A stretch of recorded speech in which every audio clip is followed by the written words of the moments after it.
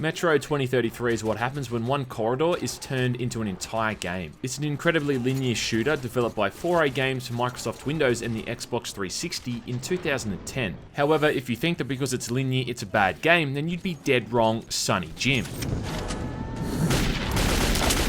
Based off the novel of the same name, Metro 2033 is a fantastically gripping, dark, and depressing tale set in an alternate future after a nuclear war has decimated the planet and the survivors all live scattered throughout metro stations across the country. Set in Moscow, you assume the role of Artyom, a survivor living at Exhibition Station. When your station is under attack by entities known as Dark Ones, you begin a long and dangerous journey to the Polar Station to seek help, dealing with mutants, neo-Nazis, communists, bizarre anomalies, and all manner of other spooky and creepy environments, both above and below ground. All of them sure to require a fresh pair of trousers.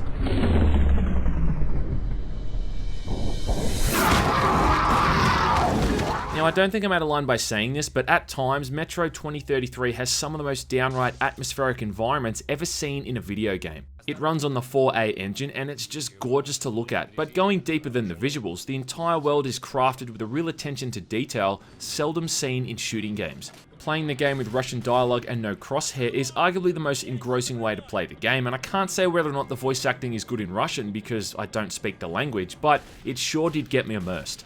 Throughout the various stations you visit, the air is thick with smoke and laughter as people live out their lives, trading in marketplaces or just sitting at the bar drinking vodka. The world of Metro is believable and populated with all manner of characters, some human, others not so much, and everything feels very palpable.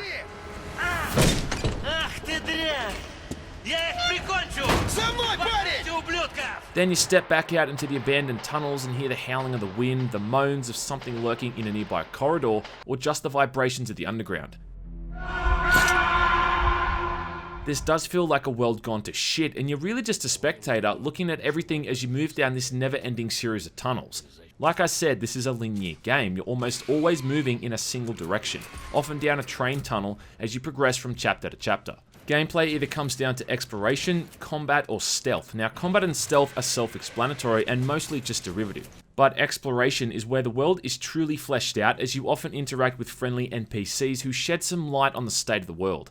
Artyom often suffers from disturbing visions that blurs the line between reality and fantasy, and lots of bizarre paranormal events occur frequently throughout areas that are downright haunted.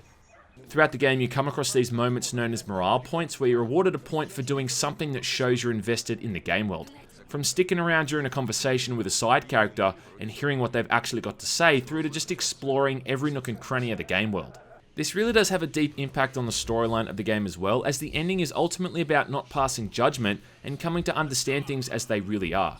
Where a game like Stalker, for instance, approaches the concept of anomalies as hostile, almost malignant entities, Metro instead suggests that these are just elements that are just carrying out what they're put there to do, like fire or water. The pacing of a level is constantly shifting between moments of pure carnage and adrenaline to moments where everything kind of takes a bit of a step back, letting you absorb the game world and analyze your situation. At times, this is a very slow game. Entire stages can be relegated to staring at the back of someone's head while they spout off philosophical dialogue about current affairs or just their own personal views on religion or politics. Then you got these moments when you're on the surface and you're constantly having to keep an eye on your air supply. The surface is hostile and unbreathable, so you're wearing a gas mask with a constantly draining air filter. The game instead forces your hand at these moments, instilling a sense of urgency not present throughout other chapters. I mean, it's a first-person shooter only really in the sense of the camera perspective, but it's often far from a shooting game, and most of the time you're encouraged to avoid confrontation, and then yet at other times you're all but forced into it. And this brings me on to my major problem with the game. You're going to be spending the majority of your time in this game taking a stealth approach, unless you're DSP, and it should be said that stealth on the whole is pretty horrible. Mostly because the mechanics for it sadly don't work all that well. You can buy a stealth suit about halfway through the game that makes you all but invisible in the darkness and silences your footsteps so you can literally walk right past enemies. And yet, however, if you somehow miss a headshot with one of your weapons, or your throwing knives don't hit their intended target, it's suddenly like you're glowing in the dark, and every asshole can suddenly see you. When you are detected, there's no way to stop enemies pursuing you, so you have to just restart the latest checkpoint or kill everyone in your area. Now, this is something that is much more trouble than it's worth. On that note, combat isn't bad, but resources are so scarce that you can't really afford to be getting into gunfights all the time. The shooting in Metro 2033 is what I wish the Stalker series had have been like. When I shoot a weapon, it goes where I want it to go, none of this artificial ballistics bullshit. Enemies die from a well-placed headshot, and if the player gets careless, they die easily as well. Ammo for your rifles and shotguns isn't too uncommon, but when you're fighting other humans, it can eat away at your stockpile really quickly. And more importantly, you're going to need it against the mutant type enemies, which are areas and sequences where you're forced into fighting. It often feels like the game doesn't even want you to be stealthy, like they give you the illusion of stealth but just set areas up in a way that it is near impossible to get through them without someone seeing you. You're often given more than one way to progress, however there's usually only one route that actually allows you to avoid being detected. Forging your own path isn't really an option, and you have to really move down this preset path. Metro 2033 also offers up their brutally difficult Ranger hardcore modes where bullet damage is incredibly high, your health is really low, and as a result you got to really pick your fights. But then even on this mode they still make you hold your ground against a few dozen mutants in a dead end or throw you into a chase scene with a mounted machine gun all the same. And this is something that stems throughout the entire game, these moments where it kinda goes against its own grain and makes you waste copious amounts of ammo on enemies in these lengthy forced gunfights where your only other alternative to fighting is death. Another thing that annoys me is when you're fighting other human enemies, either soldiers or bandits armed to the teeth. Upon death, they drop weapons with 1 or 2 rounds in the magazines. Now I know the game is supposed to be about survival and scrimping by, but come on, 1 or 2 bullets?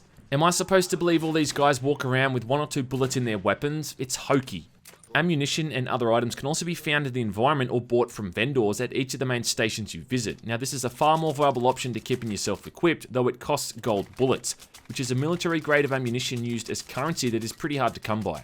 Buying or selling items in this game is really weird too. You're often given extremely low prices when you try to sell weapons, but then on the flip side, buying them is astronomically expensive.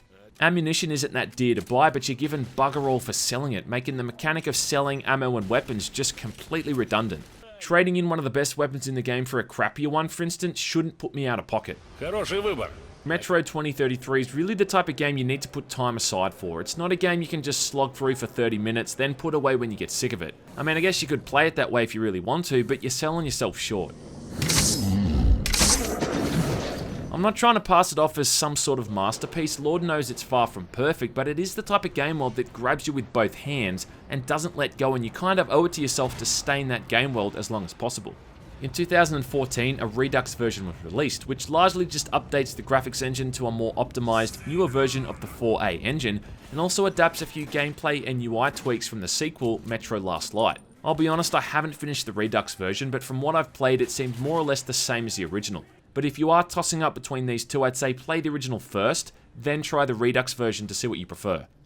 The gameplay changes I did notice mostly affected the controls, and that certain enemies could take more damage than they did in the other version. I'm not too fond of these, but overall they're not that earth-shattering, and it doesn't affect the core game too much. Regardless of what version you play, Metro 2033 will take you on a wild ride. It's frightening, suspenseful, action-packed, and then even jovial at times.